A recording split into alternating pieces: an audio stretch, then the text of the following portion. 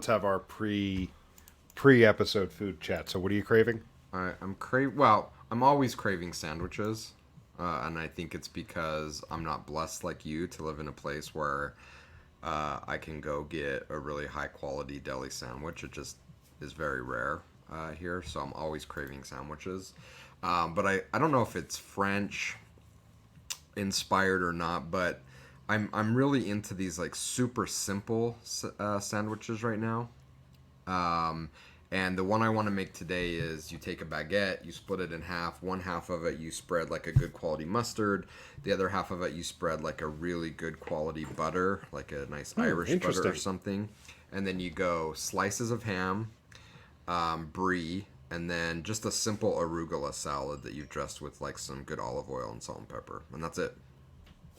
Interesting. That sounds actually really good. Yeah. So I'm super craving that. So Yeah. I think that's what I'm going to run to the store to grab stuff to make after we're done Nice. I recording want to see here. pictures. Yeah, I want to yeah. hear a report. Yeah, for sure. For sure. Yeah. Part of my curse in living here, though, is I can't partake in any of the good deli sandwiches Is it the because bread? the bread. Yeah. Well, you could do the craze right now is the chopped Italian sandwich. Okay. You could just I'm do. ears. I'm all ears. Have you seen it? I mean, I think I have an image of what I think you're going to say, but I'm not going to assume So anything. basically, they throw, and the more sloppy they are to throw this together, it seems like the better the sandwich comes out. But you throw all the ingredients of a classic Italian hoagie onto your cutting board. So your lettuce, your cold cuts, your cheese, your olive oil, your red wine vinegar, your oregano, whatever you put in your classic Italian, and then you just chop the shit out of that stuff and like chop it all together into this kind of mash of chopped ingredients, and then you load that in a hoagie, and that's a chopped Italian. But you could do that and just have it as a Yeah. salad, right? Interesting. Yeah, because I mean, I do know of a few places that do like some form of like a hoagie salad. Yeah. So all of the lunch meat chopped up and put into the salad. So I mean, and don't get me wrong, that is good. But Yeah. I will say, since I've eliminated gluten and pretty much grains, because I'll be honest with you, gluten-free bread has come a long way, but it's still not the same. Yeah, it's not It's the not the same. same. What Like, about a gluten-free pasta? believe it or not, like that, it tastes good in the moment, but it usually wrecks me. Ah, Like, the digestive issues. Like, I eat it because like my wife wants pasta. Let's just say it. Like so she feels bad like making that and letting me just kind of fend for myself. Even though I'm like, you know what? When it comes to dinner, like if you really want something I can't eat, I don't care. Like if it's one night, it's like I really want this, I'm gonna have this. I'm like, okay, fine, I'll make something else. But she's constantly searching for different kinds of gluten-free pastas, and the ones that are made with like gluten-free grains, they just fall apart. Like they come apart as you're eating them. There's a couple bean ones that she's found. Chickpea being one, and a couple others. what about a potato-based one with some sort of gluten-free starch to bind it together? The gluten free starch doesn't Doesn't keep bind. yeah, it doesn't bind it well. So the chickpea Jeez. ones and a couple of the other like lentil ones are usually the best when it comes to like eating it, but it's just for some reason it wrecks me the other way. Understood. Well, I'm sorry. Well, Yeah. you're just gonna have to go the salad route then. I am. Well, that's what I do. I usually get the salad route, or I get like a burger on a bed of lettuce and whatnot. But I will say, like, I save the gluten free buns when I want like just a good burger, Yeah. and I don't want to eat it as a salad. Yeah. Has I don't Hila's been on this in and out kick lately. Has she like shared her like is is it infatuation or maybe addiction with the what is it called? I can't remember the name of it. Hold on, I gotta look it up. Okay, look it up. What is it called? What is it called? What is it called? It's like a name of a ship, right? I can't remember it now. I can't find it. This is super engaging Yeah. content. Anyway, there's a burger style that you can. Oh, the Flying Dutchman.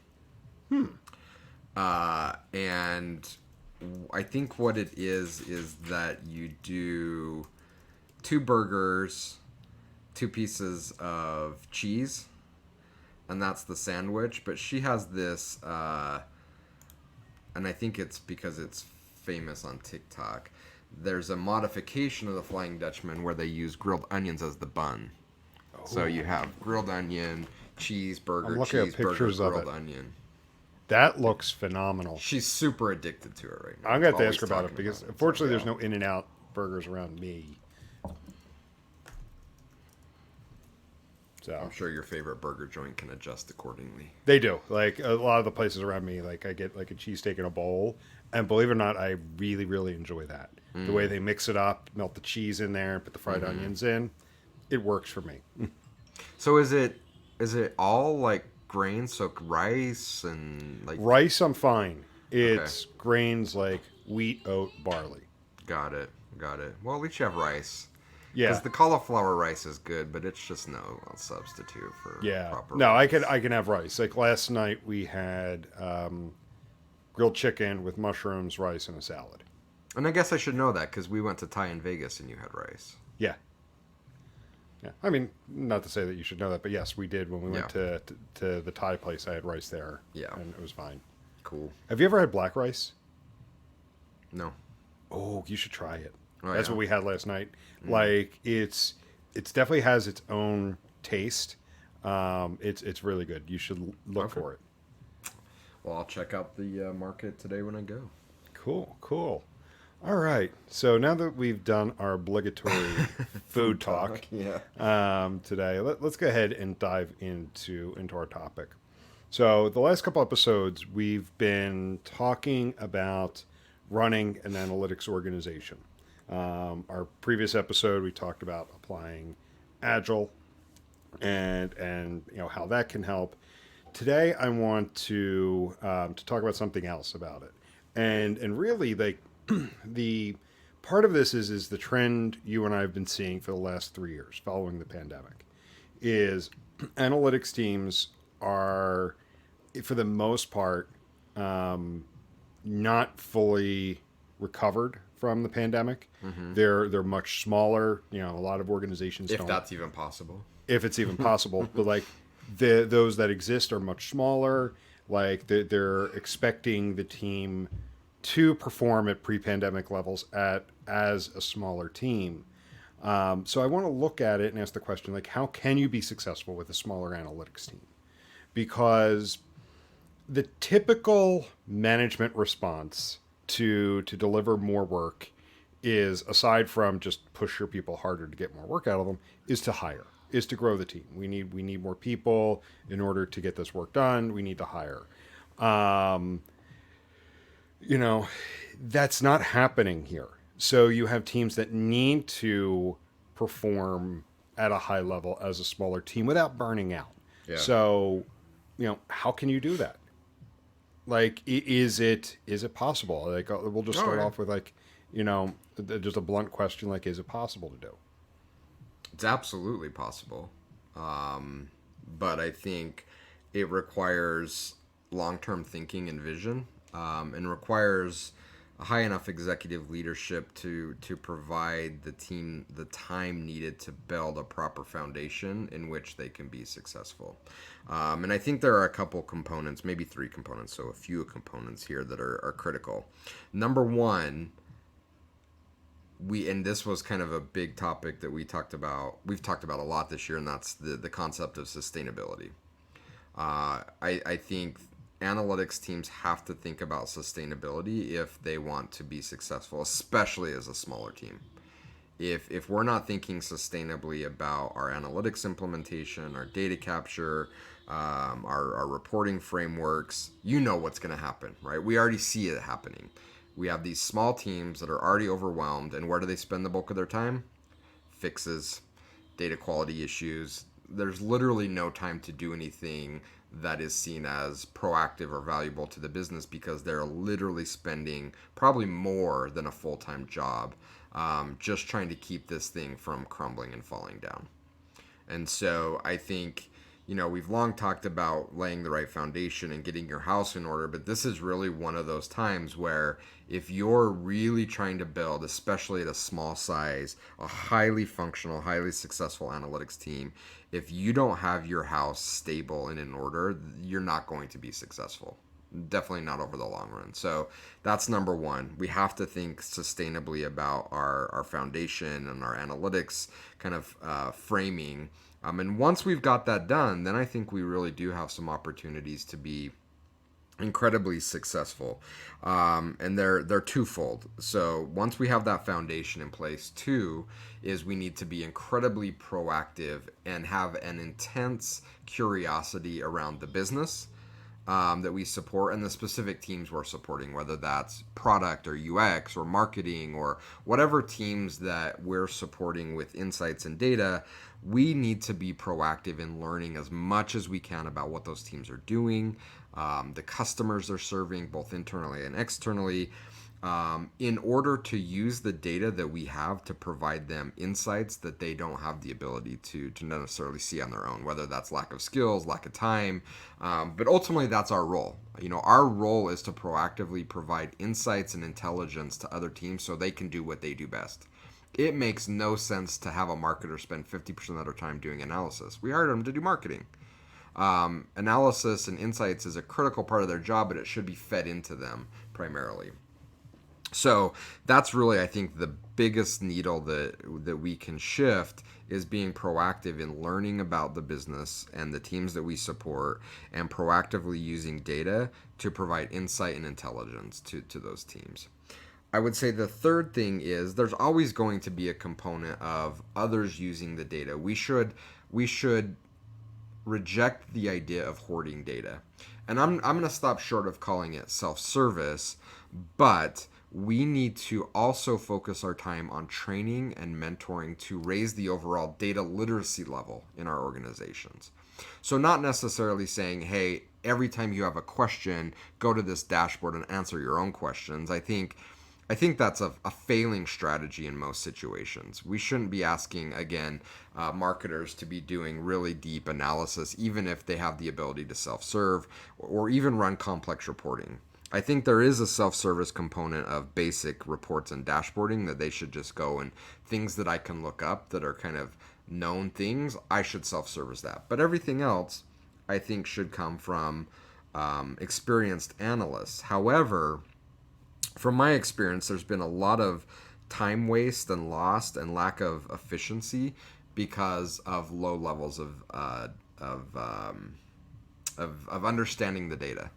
And so if we can spend time not necessarily building self-service models, but raising the overall intelligence level when it comes to data of teams within our organizations, they can be a much stronger partner with us as they're looking at data, analyzing the results that we're providing them. I think that can go a long way in helping us be more efficient as a small team. So to recap, 3 things that I see. Number 1, we have to start at the foundation level. If we don't have the foundation and our analytics house in order, we already know. It's not a guess, it's not a probability, it's a 100% known outcome that your team is going to be spending the vast majority of their time on maintenance and just trying to keep the whole thing from falling down. So number 1, we need to get that in order. Once we have that in order, we need to focus on being proactive in providing insights and reporting and intelligence to the different business units that we support. Once we have that working well, we need to work on training and mentoring so that we can raise the overall intelligence level of how the entire company thinks about data. The higher that bar is raised, the more efficient and valuable that we can be as a very small but elite analytics team. Yeah, I like how you started with the foundation there. Because and one thing I want to say here is as you're going through each of these, the one thought crossed my mind is that these issues plague an analytics team regardless of size. these plague large teams. Like these are not issues or problems just because a team is small. We've seen large teams that where each of these areas were not taken care of, so they could throw bodies at Hmm. it. To put it as crudely as possible, they could throw bodies at it, and the problems still existed. Yeah. No, you're absolutely right. You know, it becomes They more. become amplified It become when Yeah, that's they, the they right be, word. yeah, they become amplified when the team is smaller and they become much more apparent. It's easier to hide when you're a larger team. So I mean, I think like regardless of size, these are all good things, but the smaller the team, the more urgent it is to tackle these things, especially in the order that you provide them. Start with the foundation, then be proactive, and then encourage data literacy. So let's dive into each of those. So from managing an analytics team, what does sustainable analytics look like? What do you mean when you say get your house in order? Yeah, so I mean, number one, kind of just looking at the breadth of things that we've bought. You know, I've long said that our philosophy is that you shouldn't buy things that you're unable or unwilling to commit to maintaining. But that's what we've done as analytics teams is we've bought a lot of stuff, and we've bought a lot of tools. And as our teams shrink, we simply can't maintain them. And this shouldn't be a stretch to get people to buy into this concept that if we don't maintain something it will fall apart.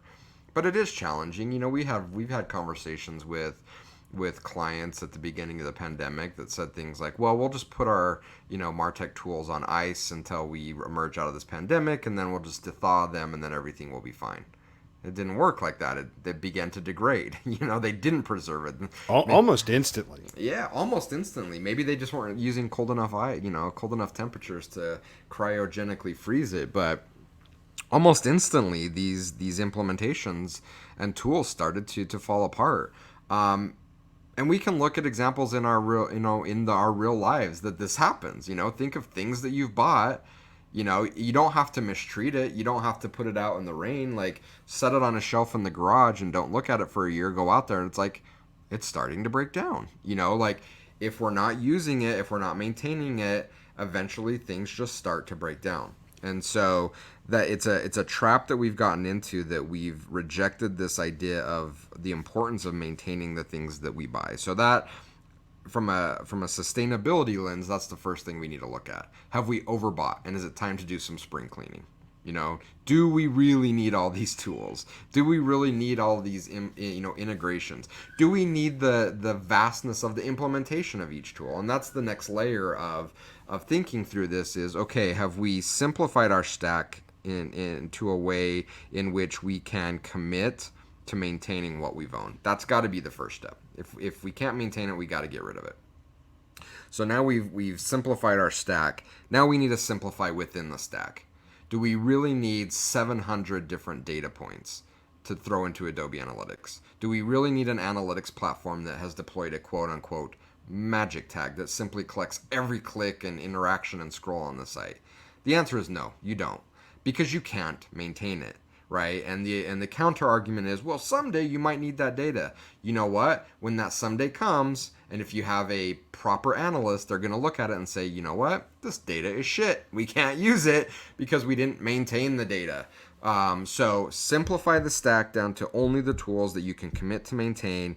Once you've have that done, then simplify within the stack. Do we really, really need all of these data points that we're collecting within each of these tools? The answer is probably no. So let's start to simplify it down to the things that we're actually committed to using and maintaining. And again, that's the question we need to constantly be asking ourselves.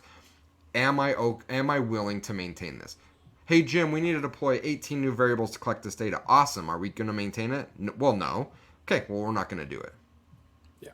So I've been working with a client to help clean up their implementation. The implementation is maybe like 10 years old. They've been using the tool for 10 years, but it's the owner has changed time and time again over those years, and in some points in its history, it's even been like maintained by committee. So one person will say we need this, and someone will say yeah, let's do it, and then somebody else will configure something else. They have almost 500 custom metrics defined, like custom. It's an Adobe implementation, so 500 custom events. Guess how many are actually collecting data? Less than 100. Somewhere between a fifth and a tenth Yeah. are actually collecting data, but they're enabled. People can go in and select them, so you get confusion in the tool. So, like if you have something like that, you cannot get anywhere near encouraging data literacy and other people within the organization using the tool if you don't have a handle on what's active, what's being used, and what's accurate. And It just creates a lot of confusion, unnecessary confusion, right? Like yeah, if our goal is to have people engage and really up their level of literacy, it's like taking someone that is getting introduced to the basic concepts of math and throwing them an advanced chemistry book and say here, learn math. It's like, whoa, that's not going to happen. So, why are we purposefully making it more difficult and challenging and overwhelming than it needs to be for the people that we're saying we want them to engage and become smarter at data? Well, we're making it really hard for them to do that. so then the next phase after that, like after getting the house in order and having something that's sustainable, you were talking about being proactive about the business. Yeah. What does that look like? What are some ways that take shape? For me, it starts with just poking and prodding and asking questions. Where I first saw this, and by the way, that could potentially come across as irritating. And if people are getting irritated that you're doing it, you're probably doing it right. um, and I first saw this and became like super infatuated with doing it when I went to work for an online dating company. It's when I first met Hila. She was a SOX compliance analyst at the time, but she didn't let that limit her. In fact, she's like, well, if I'm going to analyze compliance, I need to understand all of these things. And she would just like what is it, the Tasmanian devil? I don't know. Like, Yeah, the Tasmanian devil. I know exactly what you're yeah, talking about. like a whirlwind kind of run through that business, asking questions. Why are we doing this? What's this? What's that? Why is this happening? What is it like? Asking and all these just questions because she was just insanely curious about how all of this stuff works, so that when she did her analysis, it was in proper context. She was providing valuable insights and recommendations. And so if we're not doing that, that if we're not that whirlwind, that Tasmanian devil whirlwind of activity, we're not interested. We're not interested enough in the business units that we're providing data for, and we're gonna provide something average at best if that's the case. We have to be insanely curious. Go around, ask questions, bug the hell out of people. Say, I need 30 minutes of your time. I want to learn about X. If you have a call center, push your way in there and say, hook me up on a headset so I can listen into calls for the next couple hours. Push yourself in. Like, you need to be in like discovery mode and just learn as much as you can, ask as many questions as you can. But analysts don't do this. By and large, they don't do this. When we've had instances in the past where we've asked analysts like, well, why does your company have a website? Like, what do you actually do? Huh. That's a really good question. I don't know. And so I'm not even talking about like the nuances of the business or like small edge cases that your website is there for. I'm talking about, why do we even have a website? Oh, geez, that's a good question. I never thought to ask that. Well, we should be asking those questions. So beyond asking questions, like I see another part of that being around like setting expectations around how the team works, how requests come in, how requests are satisfied with the team is working on.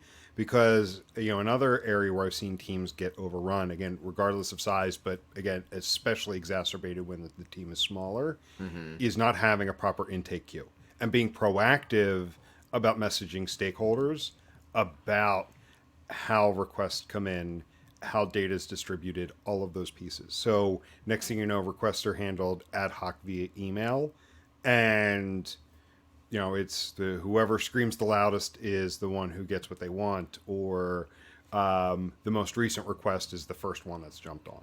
Yeah, and I think, in order to have a high functioning intake queue, you need to understand the business units that you're supporting. And so, this discovery period, this learning about what your stakeholders need, how they operate, should go into informing how you create that intake. Otherwise, you're going to create just a generic intake that you think is solving the problem, but maybe just amplifies the problem because it's not designed to be an intake for the specific needs of the business units you're supporting. But agreed, like all of these things should come together to help proactively inform the business units to create engage conversation with the data, to create expectations around what your team can supply and what your team can't, what your team can supply, quote unquote, out of the box as a self-service mechanism versus what is a custom request and how those are requested.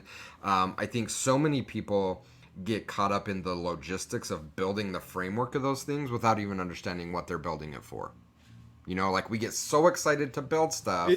It's to say we did it, not actually. Well, to say we did it and we like doing it. Like we like Yeah. building stuff, right? But then we build something that doesn't actually solve the problem that we were trying to solve for because we were so excited about the build process that we jumped right to the logistics of building. And well, it's a beautiful wall and it's got a great roof over it, but it doesn't actually fit what we were trying to build for from a solutioning standpoint. So we need to slow our roll a little bit on that and take a step back. And again, that's why this discovery process is so important, and say, what are we actually trying to solve for? And then architect a solution that solves for that. You know what I just thought of when you were saying that? Did you ever see the episode where the Simpsons get a pool? It's one of the early seasons. Is that the one where Bart broke Yes, same episode, but Okay. like toward the beginning of it. Mighty fine barn. No pool, but mighty fine barn. Right? Yeah. Yeah. Yeah, like they just start building, and they build a barn, and they don't actually build the pool. Yeah.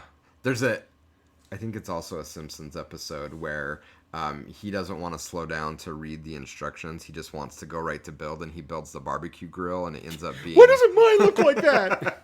It just ends up being like this modern art of barbecue grill pieces stuck in concrete or something. It's one of the best scenes, too, because you don't realize it. You think you're seeing the finished product, but it's him looking at the image, and then he pulls it down and he goes, why doesn't mine look like that? Yeah, it's like, it's a human challenge that we all face, that we love the art of the build. We want to just jump in and build stuff. But we have to force ourselves to slow down and think through and understand what we're building, why we're building it, think through the process of building it, and then build. There may be a few people that are able to just sit down and make it work, but that is an exception. Most of us have to actually sit down, orient ourselves, get our stuff organized, lay out the instructions, and go through it in a systematic manner in order to create something that is meaningful.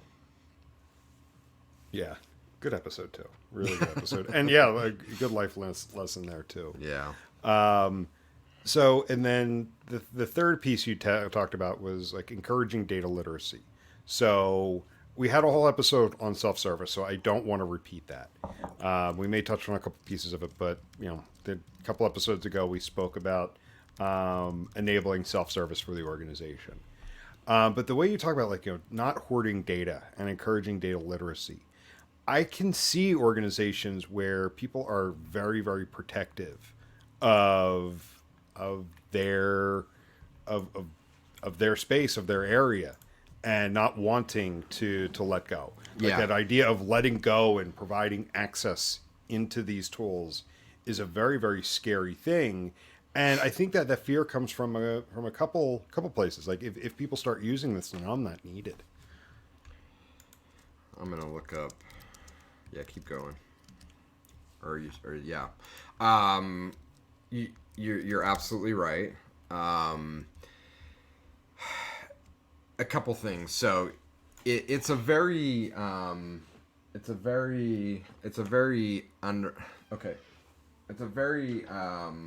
understandable place to be, that we think that we're creating safety by hoarding our knowledge and walling it off from people.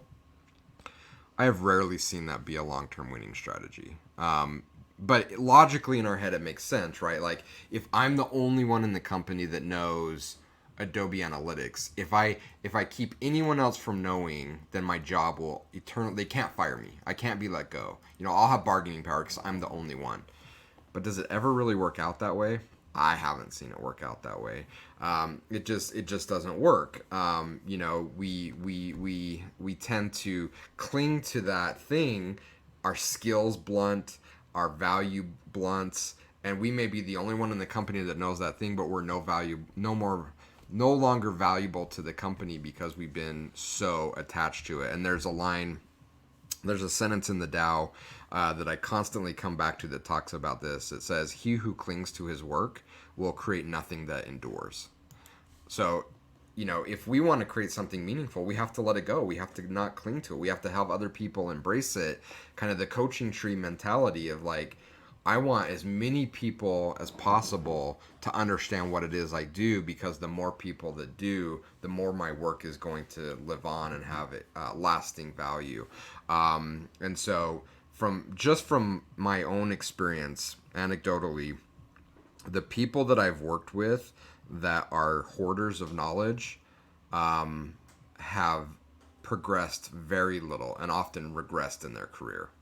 The people that are willing to share and mentor and teach are the ones that tend to skyrocket in their careers. So, if you need some sort of visualization to get yourself out of this mindset that I need to protect and cling to my specific domain knowledge, just know that history says that you're going to go backwards, and that it may seem counterintuitive, but by sharing and letting that knowledge go free, you're actually going to climb to incredibly high heights. Yeah. About 10 years ago, I had this epiphany when it came to like holding on to something. And I'm a very visual person. So like I kind of had this, like when I had that moment, I had that visual of like holding onto a clump of sand. And the more you try to hold on to it, the more slips out. So when you open up your hand, there's only a little bit left. And the same thing when it comes to work. The more you kind of try to cling on to what you've had, what you've historically been responsible for, the the more you end up losing. You could lose it for multiple reasons. Either you get supplanted by something new, or people just come in and just take it from you anyway. You're on mute. Absolutely, and I'll have to dig up this Apollo Robbins clip. He's a pickpocketer, where he uses that technique to take things from people. Like he'll basically say, try to hold on to this thing as hard as possible, and it is in that act of trying to hold on to it that it actually makes it much easier for him to take that thing from them. And it's really fascinating to watch. But it kind of is a great visualization for what you just said. Like the harder you try to cling to them, the easier it is to separate yourself, those things from you. So we have to just let that human desire to cling and hold on to those things go, because it's just not in our best interest. Yeah. So when we put that then into the context of, excuse me, put that into the context of a smaller analytics team. I see that taking the shape of a team trying to hold on to it because we do this. This is our job, but getting overrun by requests and the organization not getting what they need. So they end up losing that anyway because it's like they're they're taken out of the picture completely. People will go around you. This is how organizations run into having multiple ways and multiple tools to measure something. Yeah. This is how organizations come up with 3 different solutions to measure video interactions. This is how you get a team deploying a Google Analytics because they can't get what they need from Adobe Analytics. And then next thing you know, what you're not fighting is here's insights I have that's valuable to the organization. You're fighting why my system is better than yours. And we've heard from organizations that bluntly say that that's what they're doing, right? Like I've talked to teams where they said, "Well, we have an analytics team, but man, they're just so difficult to work with. They're very protective of all their data. We can't partner with them, We so we're can't just get gonna, timely requests. yeah, so we're just gonna go build our own." I'm like, really? It's like, yeah. Well, what other choice do we have? We're just gonna go build our own. I'm like, okay. Yeah. But I feel their frustration. I get it. Yeah, and that's why we're trying to come up with, we're discussing like how you come up with a solution that works for everybody. Yeah, yes, you want to be valuable to the organization. You want to drive value um, for the business, but the more you hold on to, especially as a smaller team, the more you're not going to be doing that. The less value you're actually going to provide. 100%. By the way, going back to the Simpsons episode, I love watching television shows and movies looking for specific hat tips or call outs back to other movies. It's like so anyway, that that pool episode is a shout out to Hitchcock's Rear Window. Yes. And so I've been rewatching the Seinfeld season, and I don't know how many times I've seen it, but I just started rewatching it again, and I'm finding new movie references to movies that I never had picked up before. So anyway, just complete aside. Like Older love Simpsons that. episodes were great about that, especially the Halloween episodes. Were always, I mean, like they were straight up parodies at times. Yeah. Of that, but yeah, you're Good right. stuff. Like that's why the older Simpsons episodes are such classics because there are those sub nods to other movies. I'm gonna date myself, but I haven't kept up on. I just haven't watched a lot of recent TV, so I'm out of the loop on the recent stuff. But I first started watching The Simpsons on the Tracy Ullman show. Yeah, you've mentioned that. I kind of started maybe season 2 or something Yeah. like that. Going back and looking at it, it was so like rough. It was so But rough.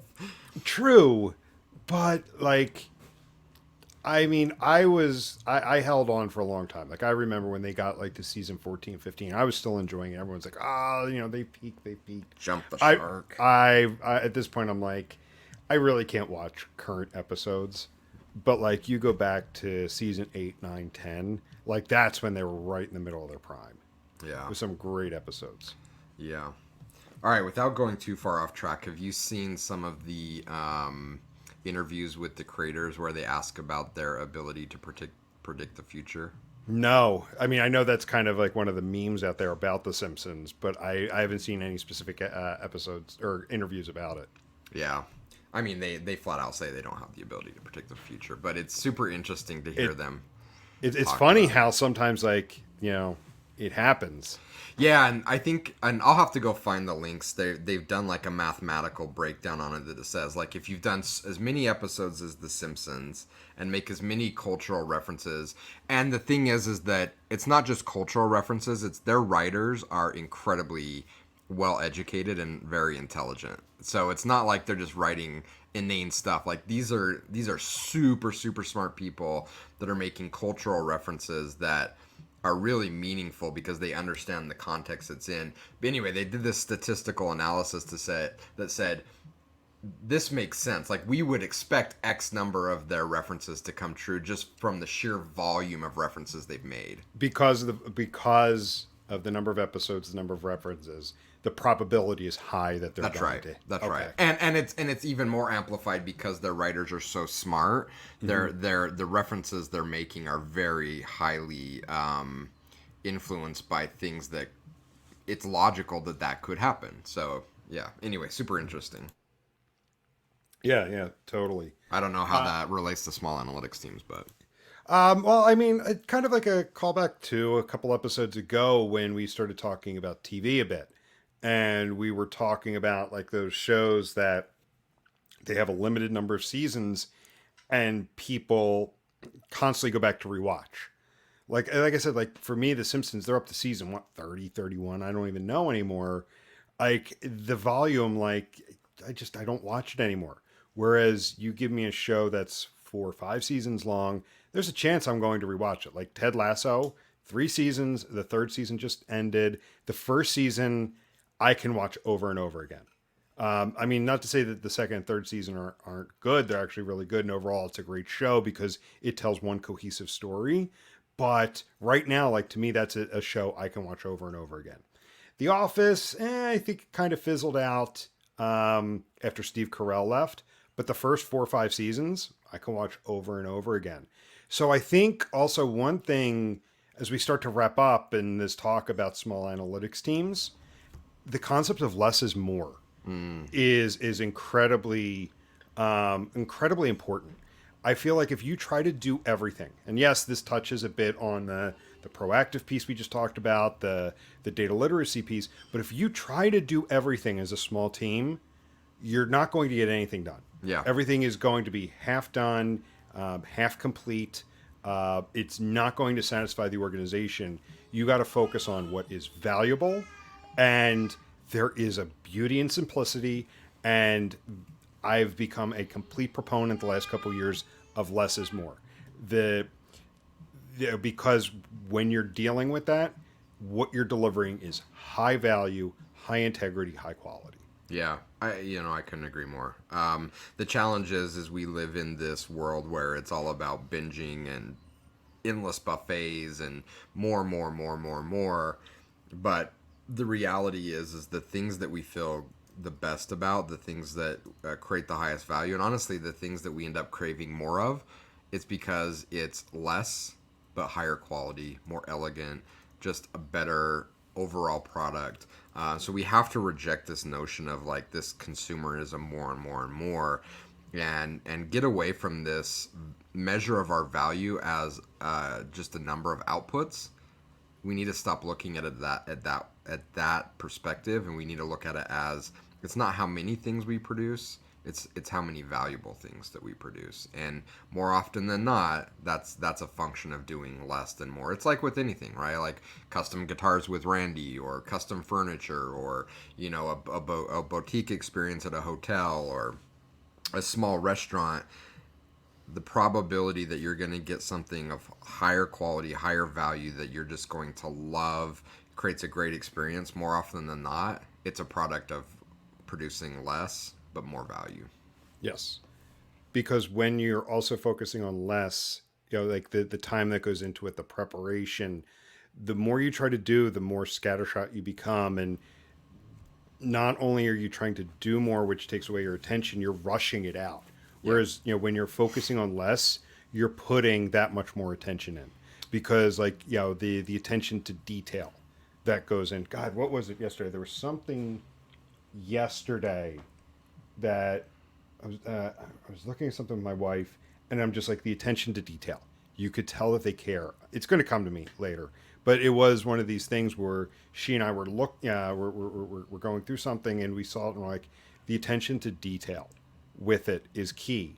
So that's part of it. That's what comes with it. I know I've mentioned it multiple times on the podcast.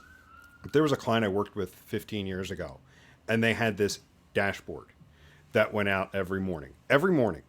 And if you were to print it out, it was 15 pages. I'm like, this is not a dashboard. They had pathing reports in there, and like things broken down by search term. While search term itself is important, but like the way they had all of this together, I'm like, there's too much here to consume. And I said, I bet you everyone just ignores this. Like no one actually reads it. No one actually looks at this. Most probably ignore it. But I mean, you're sending it out to say you send it out. You're sending it out saying we have all of this data, but no one's actually using it. But then someone needs to maintain it, because the one day it breaks is the one day someone's going to open and say, oh, this is broken. We need to go in and fix it. Yeah. Again, but it seems so logical, but so hard to do. But that's the message that we need to hear, and we need to accept it. I personally worked with a client that said that our project was a failure, wasn't very good, and they hired us to come in and evaluate why people in their organization weren't consuming the data that their analytics team was producing. And similar to your experience, I think it was 3 times a week they sent out an Excel dashboard that was like 8 tabs, and each tab had like hundreds of rows. And I came back to them and I said, delete 90% of this stuff.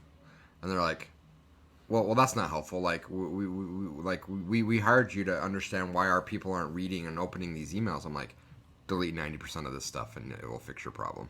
But they don't want to hear it, because we're so accustomed to more and more and more, and we need more. But it's like, we can argue against it, but we have the proof, we have the experience that if listen, okay, this is the last thing that I'll say. And I think we talked about it on, maybe it was the last podcast episode. We talked about becoming indispensable to your organization. If you're interested in creating Excel workbooks with 20 tabs and 8,000 rows in each tab, if you're measuring the worth of your analytics team by the number of widgets you produce, what do you become? You become a commodity, right? It's commodity. Right, yeah. You're playing this game of producing more at less and less cost. You're a commodity. And are commodities indispensable to your organization? Nope. Because I can go replace you with any other commodity vendor that will do the exact same thing.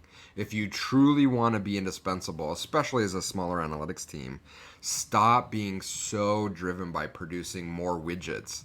Produce just a very few number of things, but do it so incredibly well that people in your organization are going to be craving what you're producing, and you will become indispensable. You will be successful. Mm-hmm. Very, very well said. So it basically, it all comes down to, so how can a small analytics team succeed? Basically, it comes down to focus on quality over quantity. 100%. Easier said than done. Yep. Granted, there's political battles to fight. You need the right leadership for that to happen. Yes. But focusing on quality, not quantity. Absolutely. Cool. Well, good episode. This was a fun chat. Let's go ahead and wrap up there for this week, because I really like how you kind of ended it there. I don't want to add anything more to it. Sounds good. Cool. All right. So let's wrap up there. Thank you much, and we'll talk to everyone later. See ya. See ya.